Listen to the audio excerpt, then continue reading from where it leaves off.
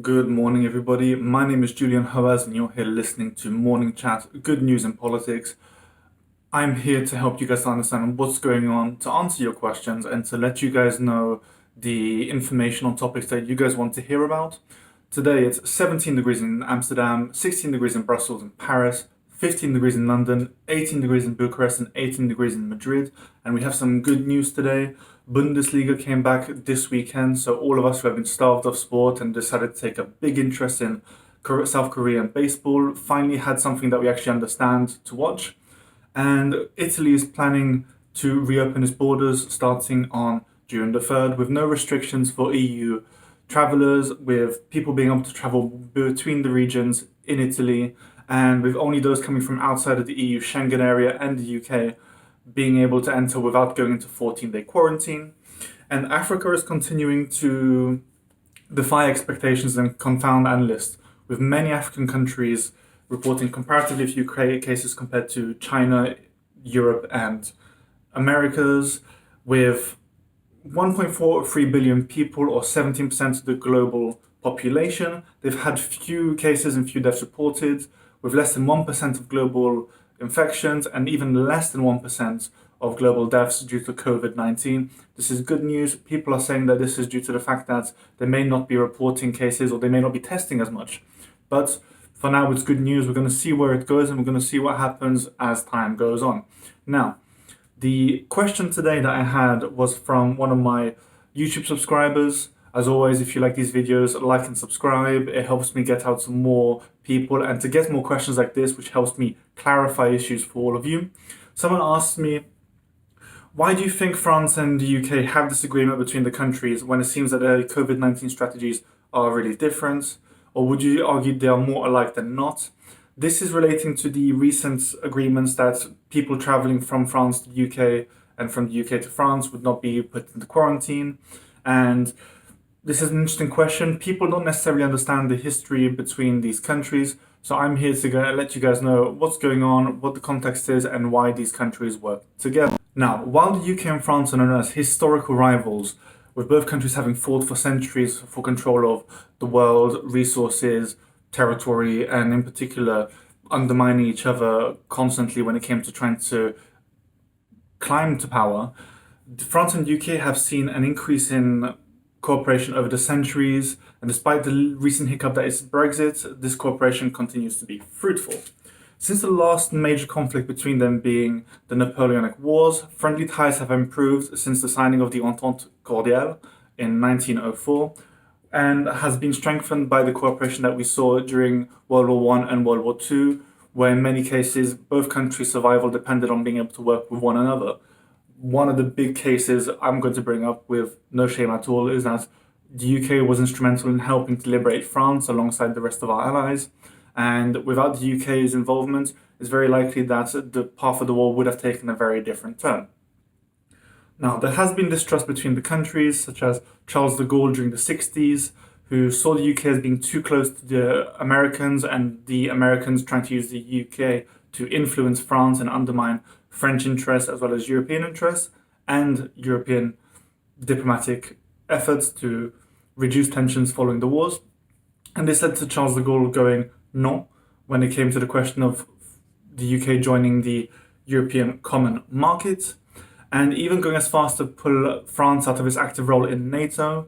However, upon his death, this changed. Britain was able to join the European Common Market and the European communities, and France returned to NATO to work with the UK and its other allies. The UK and France primarily cooperate in matters of defense, immigration, and even research, with the Suez Crisis and the Falkland Wars being two cases where France and the UK cooperated very, very closely, and where both of these countries came together and worked together to achieve their aims of, in political terms, in economic terms, and even in territorial disputes.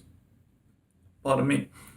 Now, this increased recently in the 2nd November 2010, where France and UK signed two defense cooperation treaties. And these were quite important as these were intended to bolster both countries' military powers due to the fact that they were waning and they were seeing a decrease in global power, political power at the time.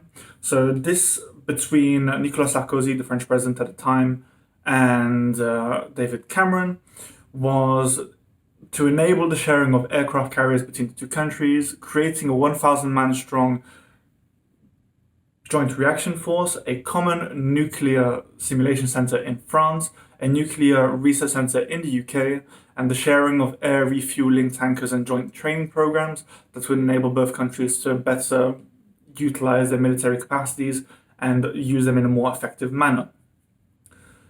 This is important as this happened outside of the European arena. This wasn't related to European membership for either countries. Both countries maintain a robust level of bilateral agreements and bilateral relationships due to the fact that they both see themselves as being in similar positions and needing to use similar tactics to be able to increase their influence on the international stage. Both countries even operate immigration checkpoints on each other's territories. For example, the Treaty of Le Touquet covers seaports on the Channel and enables both countries to enact checks on opposite sides, and in particular, this is used to ensure that migrants aren't able to cross the Channel into the UK and that they're mostly dealt with in France. Due to Brexit, this was threatened to be thrown under the bus and taken care of, and many politicians in France decided that this was a hill to die on, that they wanted to get rid of this agreement because a lot of pressure mounted up in France regarding this migrant crisis in Calais. However, this went down as people saw that this could be used more to further bilateral ties, and this was actually a benefit for both France and the UK in regards to how this worked. The UK and France also operate border checkpoints when it comes to the Eurostar tunnels, or the Eurotunnel and the Eurostar service. So in Paris, you have British immigration officers checking passports for those going into the UK. In the UK, you have people from the French forces checking passports for those entering France and Schengen. This also happens in Belgium, where they have Belgian officials there, and I believe this is the plan for the Amsterdam border checkpoint that's going to be opening up for the Eurotunnel section here. And these border checks were all increased by the Sandhurst Treaty in 2018, I believe, which strengthened UK border security, or UK and French border security, through the UK increasing its investments by £44.5 million due to the necessity of increased CCTV capabilities, border checkpoints, new fences that need to be put up, and the ability for funding to be made available for security forces dealing with migrant jungles and migrants overall. The countries also have economic reasons for ensuring they have a close relationship. In 2018, France was the third largest export destination for the UK and the fifth largest import country for the UK, with the UK also being France's sixth biggest export destination and the eighth biggest import destination for France. This is important. There are economic ties there that need to be upheld, and these countries need to work together closely. And regarding the recent discussions, France does not want to get rid of its bilateral relationships with the UK. Regardless of Brexit, regardless of what's happening, France sees great strategic value in what the relationship with the UK brings. It brings security, it brings support, and it helps France to have a strong ties with a fellow UN Security Council member, and to make sure that a country that has of similar size, of similar ambition, is able to be worked with in an effective manner. Many people have decided that because of Brexit, this is impossible, but it's not. These countries need to work together. We have such a rich history together, we have such a rich relationship with one another that we need to be able to engage, to cooperate in a cooperative manner, to be constructive, and to work together. Just because the UK is leaving the EU doesn't mean that relationships have to die between France and the UK. In fact, I would advise against this completely. This isn't sensible, that doesn't make sense, and it's just spiteful. But anyway, guys, thank you for joining in. Thank you for sending in the question that I got this. I've got another question that I'm going to record soon as well. And I just want to say, guys, thank you very much for always tuning in and showing the support. If you like this video, like it, subscribe. If you're listening to this in podcast form, subscribe to the podcast, share it with your friends. I've got quite a wide variety of audience on the audio versions of this, with people from the USA and Alabama to Moscow and Russia and everywhere in between.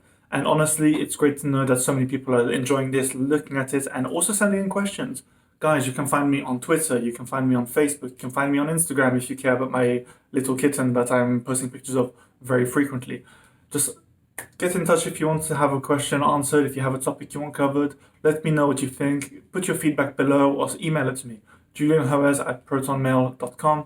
Guys, thank you again. I hope you guys are having as best a time as you can. Enjoy the time off you can have. I know many people are going back to work now, and let's just make the most of this. Guys, thank you. I will see you guys on Wednesday. Take care.